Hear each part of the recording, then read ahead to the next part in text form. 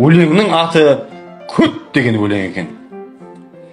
Көтке кірем, көтке кірсем өсемін, көтке кіріп астанаға көшемін. Түрлі көттер астанада екен ғой, кіріп кетсем қызметте де өсемін. Ақордада мықты көттер бар дейді, көтендердің көбісі кәрі шал дейді. Сол көттерге жақсылап кіріп кетер болсаң, мәңгі бақи астанада қал дейді. Қазір енді көтке кірсең өсесің, көтке кірмей өсем десең өсесің. Көтке кірер құдіретің болмаса, көппен бірге көтерілмей өшесің дейді. Ел басында ерен тұлға тұрғанда, мен елімнің ертеңіне сенемін. Бәрімізді балапандай баптап қызғыштай қорып келе жатқан кемеңгер қайраткерсіз. Сіз бізге Алланың берген сыйысыз. Әрбір елді мекенді сіздің атыңызбен атауға болар еді.